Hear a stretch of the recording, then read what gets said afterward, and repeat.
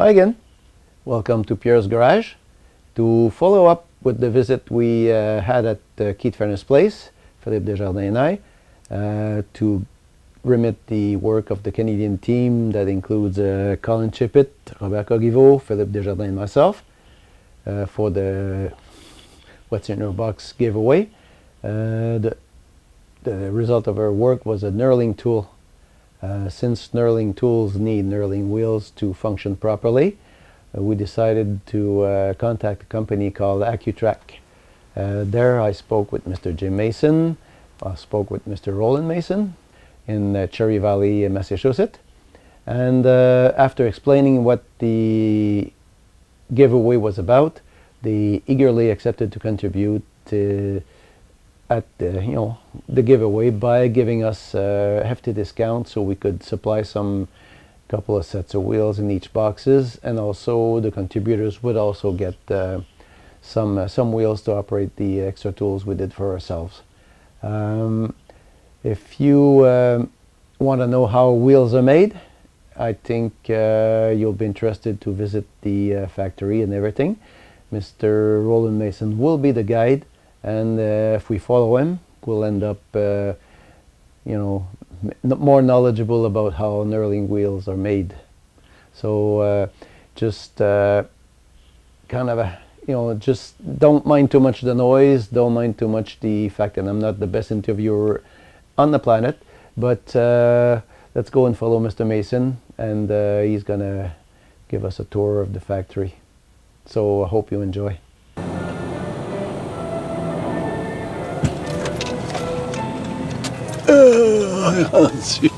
Found it. Boy, that was fast.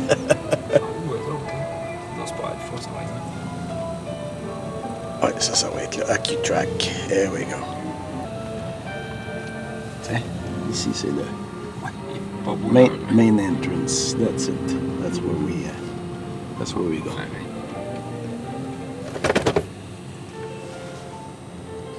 Accu-Trak Tool Corporation. That's where we get the wheels. There we go. Oh, that smells.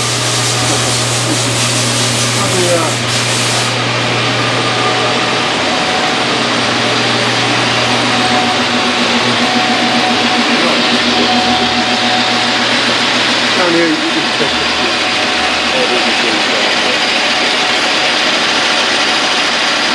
This is what making yeah, that's turning the two too.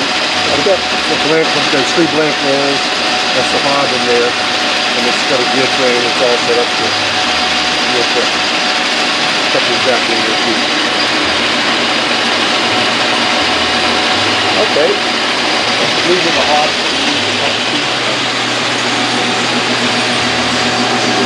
Okay, the hubs to cut the different pitches in the. Okay, yeah. It's the hobs that cut the teeth on the knurl. That's nice. I think people will be interested to see how the knurls are done. Well, just following you. Blanks like that.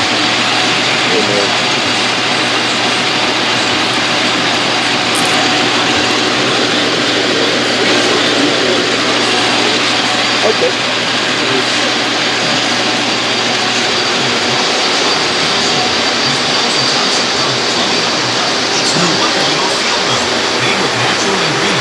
Gears for the machines, these are some special teeth. These are convex also, that you can see the, I don't know if you can see it in the video, but Okay, yeah, I think so. flat in the middle and each side and drop off. I can get pretty close. Yeah, it shows. That's good. The convex. Yeah, you can see it better on some of the closer ones.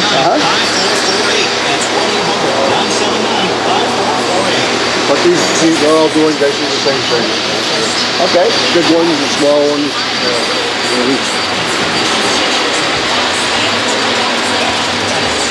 Bigger ones there. That's a big one. Same kind of machine, but bigger. Bigger one machine with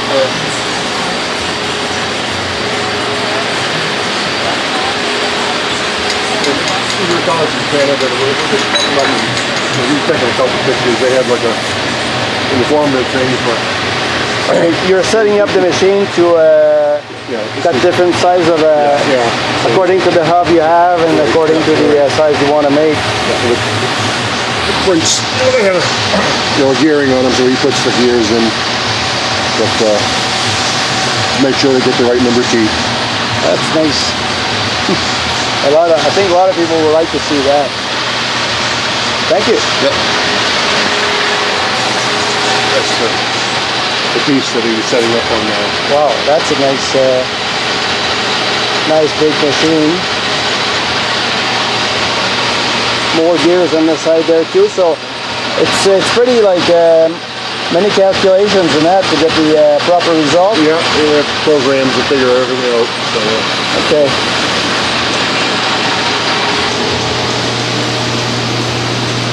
This is something. Well, I guess you can take a quick video of it. Don't touch the machine; they're dirty. This is a lapping operation where this is a cast iron lap, a lapping compound, and it slowly one ram slowly turns, so they all turn in unison, so it laps the teeth nice and smooth. Okay, that's why they're shiny, they're clean, and they make a clean cut. When they're done, they're nice and shiny, like ground finish. Okay, so it makes it very clean knurl and finish, like it. And you can control the size as close as you need to. Okay, because you can get to the micron with that almost. If you almost. want to do within a half a thousand if you needed to, but normally we have more tolerance than that. All these machines are doing these are bigger dies here. These ones are the angle ones? Yeah. The other ones were the spiral. Those are straight ones. Straight ones? And those are spiral ones. Yeah, okay. So they spiral back and forth when they lap. Yeah, just a little bit like a gun being rifled, like the same kind of a machine or... These have a slight spiral to them. These are, for true feeding, you have a small, like 2 or 3 degrees. And that's what makes it feed through automatically. Okay. Yeah, we're learning a lot about that. Yeah, we are. We'll just use these things. We don't know how they're made.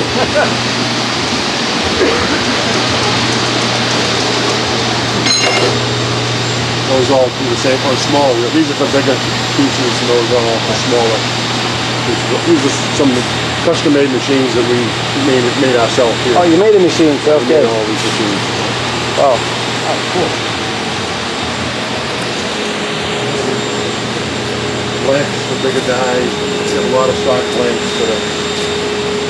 we keep them all out of high speed, high cobalt steel, different materials. Stamping machine. We're probably going to have a little bit of problems to hear your sayings, but I'll try to comment or voice over something after. That's fine, okay. I didn't realize I was being a teacher here, but... Because, that's a noisy environment, so... These machines, we make some knurls and a lot of knurling holders. Made on it. Like right now he's making... Hey, this is our competition. No. We're making one batch, and after that we're pretty quiet. Moving on to the next project. We have about, I don't know, 50, 100 different holders, various types. Yeah, I've seen the catalog. These are just simple. I think he's making 2 at a time, then they cut them in half afterwards. They just put the slots in, drill them cap holes.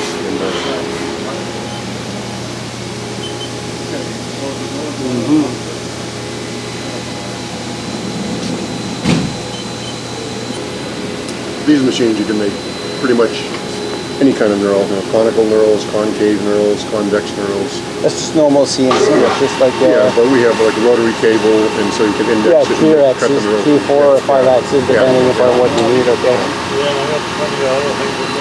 We keep many different kinds of steel in stock, so we can get better delivery, so we don't, if somebody wants some out of a certain size, so they don't have to wait an extra week for us to get the material, so we have a wide variety of material on hand. So all kinds of alloys, and you got about 4 or 5 different kinds of alloys, or much more? M1, M42 high cobalt, then for bigger dies, D2, A2 steels, tool steels. Oh, sorry. We make a lot of our blanks. This is our blanking area. This is a CNC machine for gear hobbing. So right now this is set up. He's cutting a piece right now. I don't know if you can see it after this. The workpiece is right. Yeah, I don't think you can open the door. No, we're gonna get splashed or stops. This is we got this about 2 years ago. And, Yeah, CNC must help a lot in those kinds of. I guess. But that's what he's making. Okay, it's all like with all the angles, the sides, the. Okay. The CNC machine, when you go from one to the next, you can actually just go fast across there and then cut the next piece. So Yeah, you it's can probably have. 4 or 5 times faster than those other machines. This machine. It's expensive though. Yeah, but if you like have the orders to cover for the cost. Oh, that's barrels of chips. 3-piece strap. We try to run most of the certain jobs D2 all on the same machine, so we have the same scrap. Yeah, you get better price for the scrap. Yeah. 20 barrels or 30 barrels, and we sell it scrap. Yeah, because when it's all sorted out, they will give you a better price than It's all sorted. Yeah. I think like the high cobalt steel. I'm not sure, but I think we might get $1 or $2 a pound. Yeah, it's good. Yeah. You guys will create a large volume of a very specific chip. Right. We got all sorts of mixed stuff, so they gotta just know.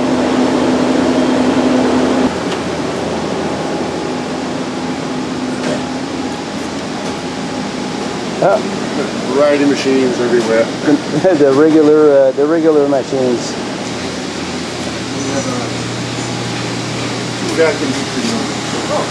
Hey, I recognize this. Yeah. Ah, this one's better. Sorry. But this is practical when you do use some heat treatment and things like that. Heat treating stuff like. Yeah, we heat treat all our tools.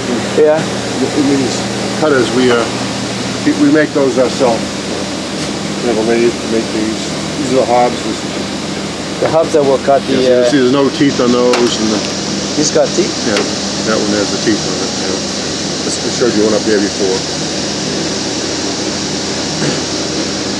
So yeah, so you're heat treating in a vacuum. We have an old.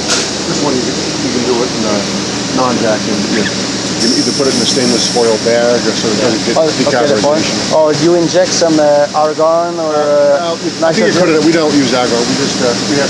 We don't use it very often, just for small drops. Okay. And these are all tempering ovens, so after you heat treat it, you have to temper Yeah, it go back. right away into the cooler oven. When we first started, we send it out, but then if you want it done the way you want it done, you do it yourself. It's a question of controlling That's kind the of an product you're getting back. The important thing is the heat treat. Well, if you guys do all this work on a batch and you end up coming back and it's messed up because they messed up the heat treat, all you're going to get is oops, I'm sorry. Right. Yeah.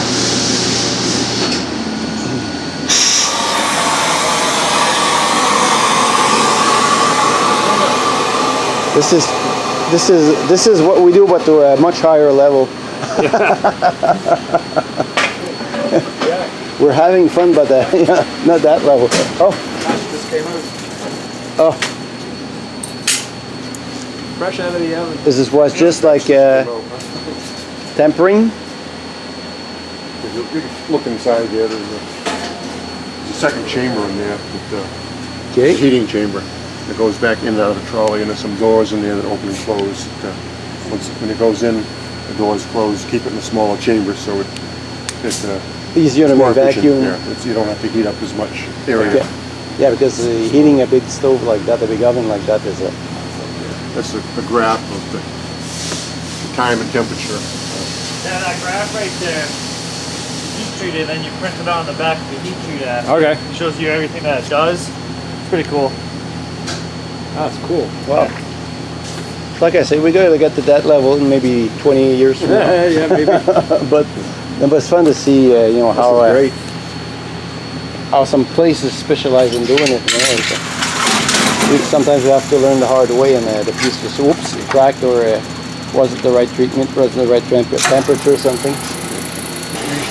When they come out of the furnace, you know, heat treated, then we finish them, the holes, and then they're sent out for a coating. Okay, you do send out for coating. Coating, yeah. That's we don't do the coatings here. Okay. We send out.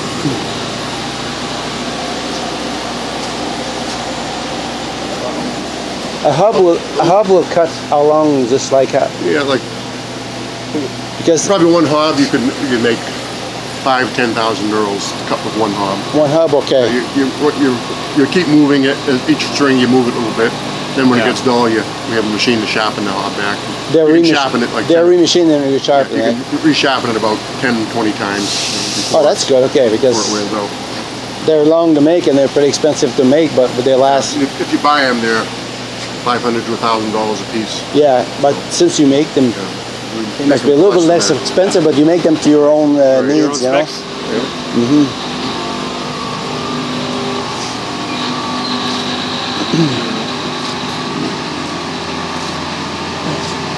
The fellow who runs these machines is out today, but that makes a lot of our small blanks that you saw there. These machines. So the blanks are all made CNC. These are the small blanks, the bigger ones you make over there. Okay.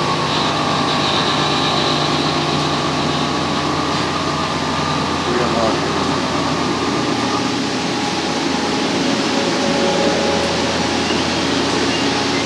have optical comparison.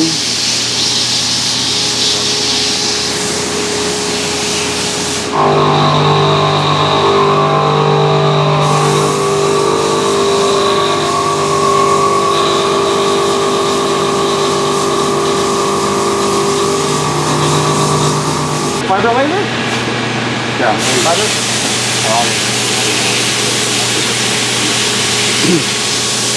Okay, this is how you do the markings. Yeah, many of the tools, not all. We also stamp some, but a lot of the tools we mark With the, just before they're done. okay. So you'll see them. Fiber laser. Because the regular, like a CO2 laser, won't mark the metal. Oh. This will. Ah, this is really neat, man. You got a nice shop. All set up.